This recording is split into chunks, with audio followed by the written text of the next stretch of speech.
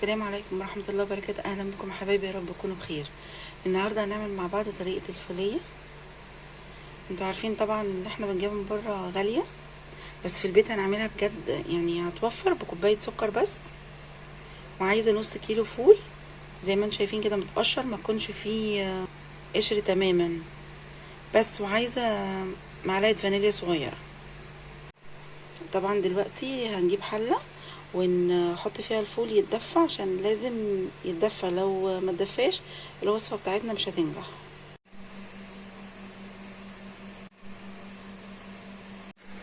كده زي ما احنا شايفين، احنا دلوقتي جبنا الحله كده وبننزل فيها الفول زي ما احنا شايفين كده. بسم الله. بصوا، انا عايزه اقول لكم احنا هندفيه بس، يعني مش هنخليه طبعا يسخن قوي.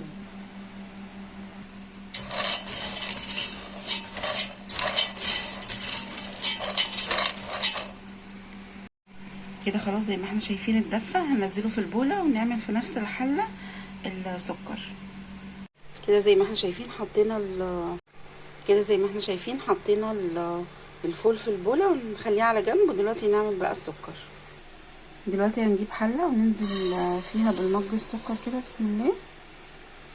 دلوقتي زي ما احنا شايفين حطينا السكر، هننزل بقى بالفانيليا عليه كده، المعلقه صغيره زي ما قلت لكم. دلوقتي ايه بقى، هنقلب من الجناب بس عشان ما يسكرش. زي ما احنا شايفين كده لسه ما كرملش من الجوانب. لما يكرمل هنبدا بقى نقلبه كده من الجنب بس، من الوسط لا، عشان ما يسكرش. بصوا زي ما احنا شايفين كده، بصوا بدا اهو من الجنب بس كده. نقلب بس من الجنب كده بس، لكن من الوسط لا. زي ما احنا شايفين كده، بصوا بدأ اهو يكرمل. نقلبه برضو بالراحة كده اهو.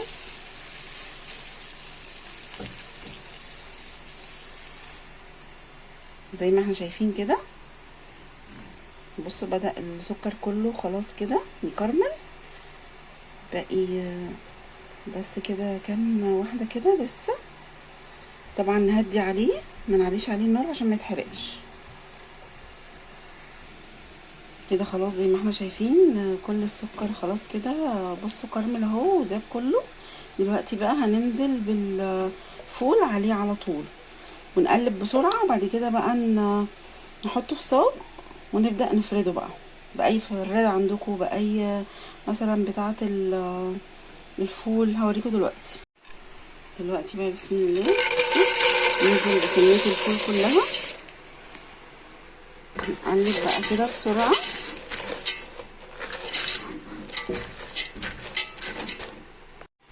كده بصوا قلبناه. دلوقتي بقى هننزله في الصاج بسرعة. دلوقتي كده جبنا الصاج، وطبعا دهناه من تحت بزيت، وحطينا كيس بلاستيك ودهناه بزيت. ودلوقتي هنزل فيه بقى الفول. دلوقتي كده بقى زي ما احنا شايفين هنزل بالفول كده كله زي ما احنا شايفين كده. بصوا بالهراسة كده نبدأ بقى نفرده كده زي ما احنا شايفين كده. كده بصوا كل الكمية كده زي ما احنا شايفين كده فردناها خلاص كده اهي. دلوقتي بقى بسرعة بالسكينة ونقطع بقى، عشان لو سيبناه تجمد كده مش هنعرف نقطعها بعد كده. بسم الله. زي ما احنا شايفين كده بسم الله. تقطيع بقى زي ما انتوا عايزين بقى او حابين تقطعوا. زي ما احنا شايفين كده قطعناها خلاص. نسيبها تبرد بقى ونطلعها نحطها في اطباق التقديم. يا ريت تجربوها بالهنا والشفا. متنسوش اللايك والشير والاشتراك في القناه. اوعوا تنسوا تقطعوها قبل ما تبرد عشان مش هتعرفوا تقطعوها. دلوقتي طبعا زي ما احنا شايفين احنا خلصنا طبعا الفوليه وعملناها. دلوقتي تعالوا مع بعض بقى نعمل الترند بتاع السنه دي. طبعا مش عايزه اقول اسماء محلات كبيره بتاعت حلويات عامله السنه دي. طبعا عاملين الفوليه وسمسميه بالشوكليت. فتعالوا اقول لكم نعملها ازاي. احنا طبعا خلصنا.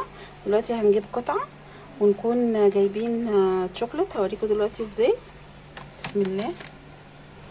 بصوا في الميكروويف، او طبعا ممكن على حمام ميه.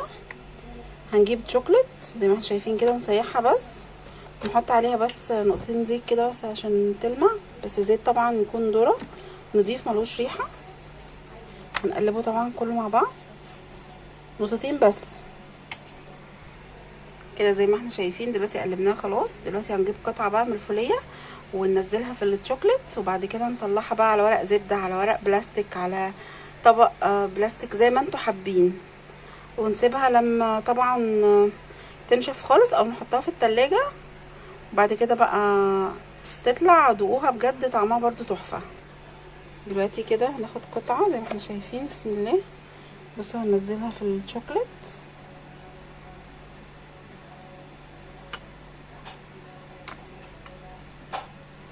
بجد عشاق الشوكليت هتحبها جدا، طعمها تحفه بصراحه. بس كده كده بصوا زي ما احنا شايفين. بسم الله. اعمل معاكم واحده تانية برضو هنغلقها في الشوكليت كده.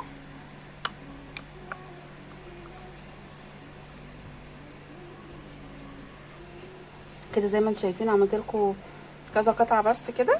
دلوقتي بصوا ممكن بجد هي طعمها تحفه، ممكن تجربوها برضو. وكده زي ما احنا شايفين بصوا كده حطيناها طبعا في التلاجة. بصوا كده خلاص زي ما انتم شايفين كده تلجت كده خلاص. ممكن تاكلوها بقى وجربوها، بقولوا رايكم فيها. وكده زي ما انتم شايفين الفوليه بالشوكليت والفوليه العاديه.